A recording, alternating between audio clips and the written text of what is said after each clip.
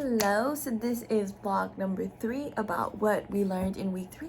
So first off, I'm going to start by going over what we read in the reading pop culture, so RPC. So when evaluating online sources and selecting them to support arguments in the assignments that we did and stuff like that, the discussion post, and then also this was around the first essay that we did. So this is what essay was that? I do not remember the exact essay that it was, but I do remember we had to read these 3 actual essays about it. So, and then when you're looking through evidence and stuff like that to support your arguments, you should definitely look at websites that are institutionalized or are accredited, such as having a .org or .edu or .gov at the end of it, because some sources that have a .com are unreliable. Everyone loves to go to Wikipedia, and I'm not saying that Wikipedia is not credited, but Wikipedia does have random people writing random stuff. Some of the facts may be true. They probably are, honestly, but it's the fact that you never know where your source is from, and it should definitely come from an educational, scholarly source so your essays have more credibility and you yourself have more credibility because you are reading these essays and you're reading all these writings and articles and stuff like that. And there are many different websites that say different things and stuff like that. I know Trump likes to talk about fake news all the time, and like how he's being like discredited in liberal, I guess, or like leftist media. But the thing is with that and stuff like that, when you're a politician, you sometimes stretch the truth and you lie. And our president of the United States is not he's not exempt from that.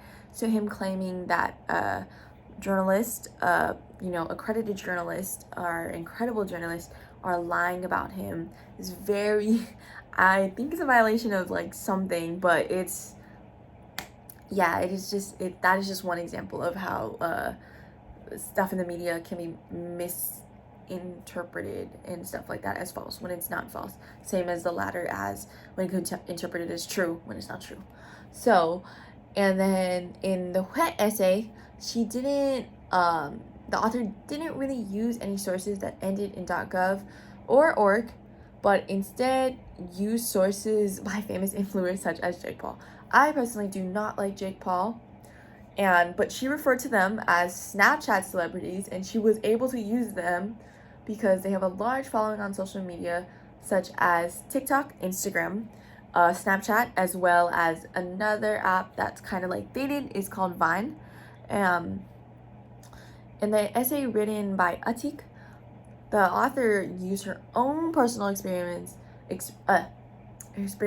to talk about how she could tell and notice people's intimate relationships. One of these that was very interesting was how she used Venmo. She described Venmo as an app that she used to, that she could see people, using their different, how to see if they're in like an intimate relationship or not, which I thought was very interesting because I looked back at my own Venmo, and I'm not currently dating somebody, but when I was and stuff like that, like I'm not that you could tell per se, but you do have a different who you're sending to and why you're sending it to them, and like using your emojis and the captions and stuff like that. It's all different. And the last essay that I read for this week and stuff like that was in the Nick Seville's essay. He discusses devices such as the iPod, and that has changed the way music is being listened to. The way people listen to music doesn't have effect on social class and purchasing power anymore. Before, people would have to buy vinyl records, and you'd have to have a vinyl player for that. And then into the early 2000s and late 90s, you'd have to have a CD player, and most people didn't have a CD player. There was also such thing as cassettes in cars and stuff like that. So now with streaming services, iPods, iPads, iPhones now, AirPods, all of those things that contribute to like the technology of streaming music, it's not so elitist anymore, and people like music is universal now instead of just being for people who could actually afford to listen to it.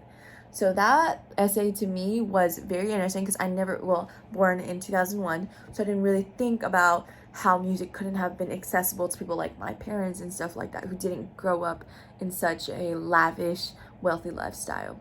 So with technology that is ever so growing, it does become just as easily accessible, and this could be both a burden, such as in like a negative light that social media is accessible, and it can also be used as a positive thing that social media does give you the the life and everything that's on it. And sometimes it can strip you from your communication skills, but it can also build them as well. All right, that's vlog 4. Thank you.